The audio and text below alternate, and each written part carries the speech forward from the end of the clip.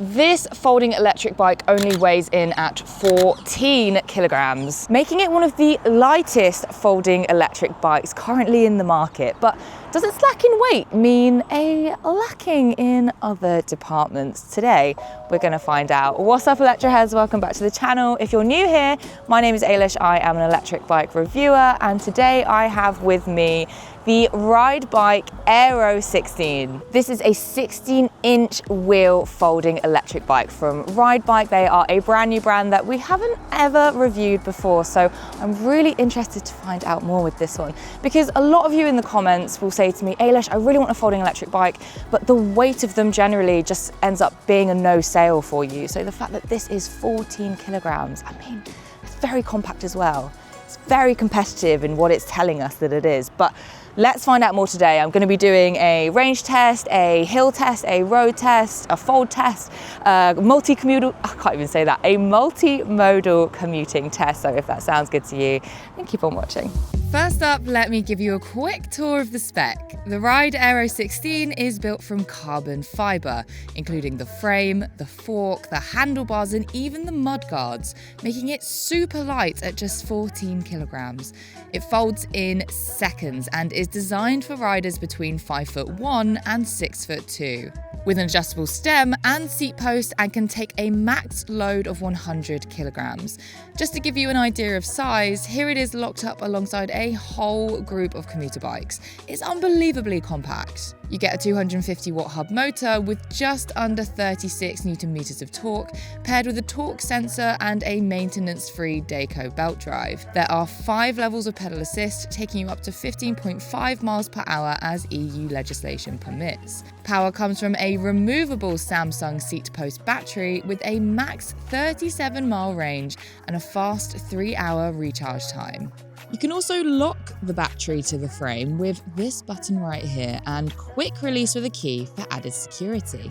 Braking is handled by Tektro hydraulic brakes with 16-inch puncture-resistant tyres and reflective strips for extra safety. Integrated front and rear lights and minimal wiring, plus carbon fibre mudguards, gives it a sleek, commuter-ready finish. The front light has a good enough brightness to illuminate several meters ahead and is visible in low-level lighting. The display is also lit well. It's lightweight, compact, and built for a smooth, low-maintenance ride. And you'll be pleased to see that RydBike passes all of the essential safety certification for your peace of mind.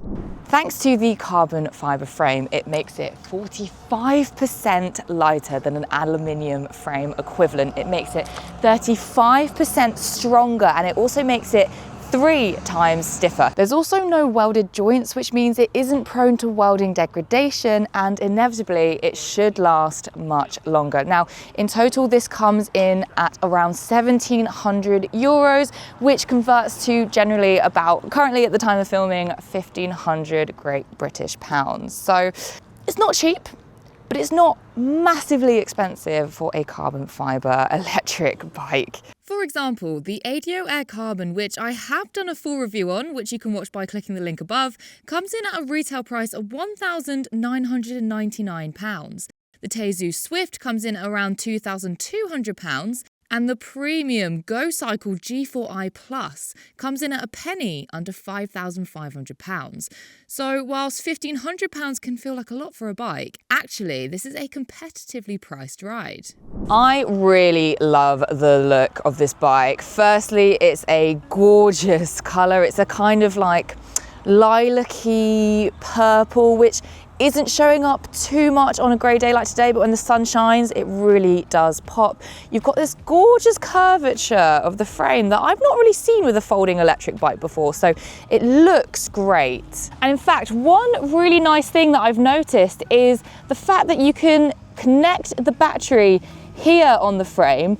Generally speaking, with a folding electric bike, it will be right underneath here, and when you're trying to connect it, A, it's really hard to find because it's right up in here, and B, it also gets really mucky. So I think that's a really smart solution to a very common conundrum when it comes to the battery being removable and in the seat post. It's also got a rear rack, so you can include extra spillover cargo, which is great. Now, there is a max weight of 25 kilograms on the rear rack, and you even get an expandable strap that that slots into the bottom here, so you can attach your extra cargo from the get-go.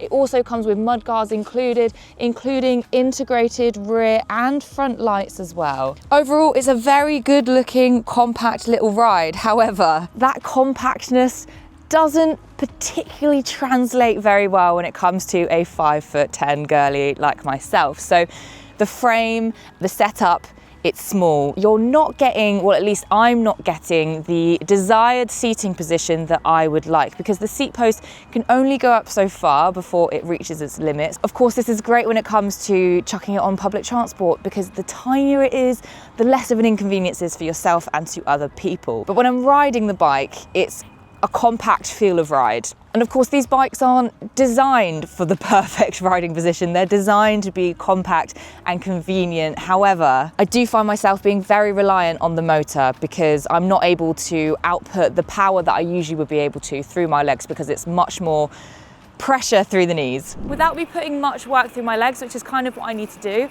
I'm on level 5 assist right now, and I'm getting up to about 20 kilometers an hour, which isn't the max speed that this bike can go. It can of course go up to 25 kilometers an hour. So we're not getting that max speed, but when you do hit about 20 kilometers an hour, you do then end up getting a bit more of a ghost pedal. And it's actually quite difficult, isn't it, when you've got a single speed electric bike, because obviously you don't want there to be too much tension when you're starting from a standing start, but you also need there to be tension when you are at those higher speeds, so you feel like you still have that connection with the bike. So I would say that this is a bike where you need to be at a slightly slower level of speed to be able to feel like you're still connected. Once you go past that 20 kilometers an hour, that ghost pedaling does start to begin. Overall, in level 5 assist, the motor does carry me really nicely when it comes to flats. It picks up speed pretty quickly, albeit not to the fastest speed that it claims it can go. But what that does mean is that I feel a little less confident when it comes to tackling busy roads, because what I like about being able to really feel that connection with the bike and go as fast as I can by putting as much weight through my legs to get that speed is that I'm able to react when you need to, when there's danger, when there's things that need to be avoided, when you need to have that start at the traffic lights that kind of beats everyone else to it so you get into a safe position. So my one gripe would be, although it does handle well on the flats, I don't feel fully in control of this bike because of the seating position. I've popped it down to a level 2 assist just to get a feel for how it is actually in those lower modes, because naturally the battery's range will begin to run out and we might need to have just a little bit less assist to get us to our destination. Now I'm just coming off a hill here, but I want to see how that motor performs on those lower levels. Okay, here we go. So I'm just gonna stop here. Okay, yeah, the assist, as we would expect, there is definitely less coming from the motor. Now I'm able to reach a kind of comfortable 13, 14, maybe 15 at a slightly slower pace. That is, I'm sorry, kilometers per hour I'm talking in here. But I can feel the weight of the bike a bit more. There's a bit more tension and pressure going through my legs, which is inevitable with those lower levels. Now, it is fine on the flats, but I am not sure how this is gonna fare on the hills. In fact, should we find out? It's time for the hill test. So this hill I have here, we are currently in Wimbledon, where there are some really good gradients, and I'd say this is, I think it's about up to 12% gradient, so it's a pretty good hill to test this bike on. Now, I'm very intrigued to see how this does, because on the flats, it does okay, but when it comes to the hills and my riding position, let's see what happens. So I'm hoping I can capture the screen well for you. It's quite tricky with the little tiny LCD screen. So, okay, on level 5 assist, already on a little bit of an incline. Let's go. Okay, so actually it's picking up some nice speed already. There's a slight incline going on, as I say.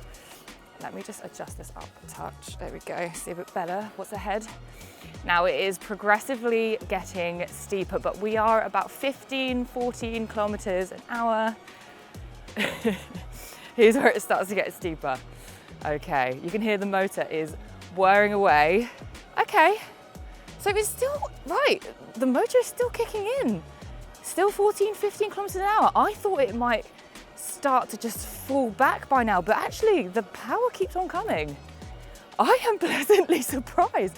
I am putting that weight through my knees, but I'm not getting too much of a twinge, which is good. Now this is becoming the steepest bit. I've ridden this on an analog bike before and it takes the breath out of you, but we're on 14, 13. It's not dropped too much. And we're starting to level out. Oh my goodness. Pleasantly surprised. Pleasantly surprised. First and foremost, can we just take a moment to stop and appreciate how stunning the houses are here and just how humongous they are. Oh my God, the amount of money that you need to own one of these. I'm feeling very out of my depth right now. But I have to say, the RydBike, that did so much better than I was expecting. I'm sorry, but I love a little surprise. Pleasant surprise. Now I'm gonna go back down again and try it on a lower level just to see how it feels in case we're running out of battery and we need to be in that lower mode. This time I'm tackling the same hill in level 2 assist, and off the bat the bike needs more power from my legs to get it going, but that is of course to be expected. It feels much weightier to the point where I already need to turn it up to level 3 to get myself to 10 kilometers an hour. The steepest part of the hill, thanks to an additional speed bump, had me riding at around 8.5 kilometers an hour, so all in all I'd recommend riding hillier terrain in a top assist unless you're happy with a ploddier pace. Next up, I'm taking you with me on a busy midweek commute home from the office. It's peak commuter time and I'm really hoping the Aero 16 can keep itself compact and out of the way for the very busy and huffy London commuters. Just a reminder that you are allowed to take a folding electric bike on London trains as long as you can stow them, but please make sure to check before you travel as different services have differing rules. As you can see, stairs are no problem when you've got a 14 kilogram electric bike to carry. Taking it along the platform is a breeze. Thanks to its narrow handlebars, I'm not taking up too much space and I can pack it away pretty quickly once I find my position on the platform whilst I wait for my train. Another feature which could be helpful for your commute is the walk assist feature. When the bike is folded by the frame, if you press the down arrow on the display, the motor kicks in and will walk the bike for you. Now I will say it's a bit too powerful for my liking. The rear mudguard gets flung to the floor if you're not careful, and it now has a few scratches because of it. Folding it down is easy peasy. The carbon fibre frame and compact size means I can handle it without any awkward weight distribution going on. In its compact size, I've seen backpacks being brought onto trains that are bigger and heavier than this. Getting on the train would be smooth as butter if it wasn't for the usual commuter stopping right next to the door, but unfortunately that can't be helped. Then it was plain sailing for the rest of the ride home.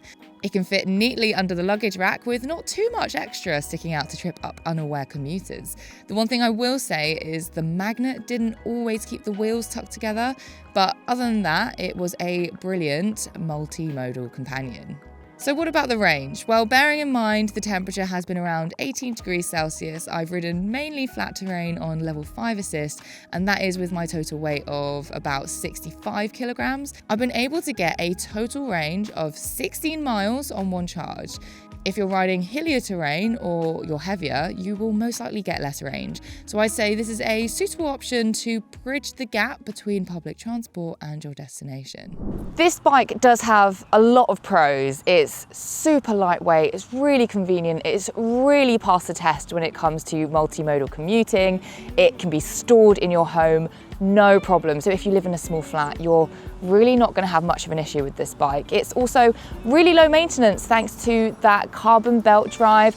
You're not going to need to do anything to it for a very long time. You can just jump on and go. It also really pleasantly surprised me on the hill test as well. Granted, it does need to be more so in level 5 to give you an okay amount of speed, particularly with my weight anyway. It's also got a quick charge. It's got a removable battery, so that gives you even more flexibility when you're out and about, or if you're at home and at work and you need to charge somewhere.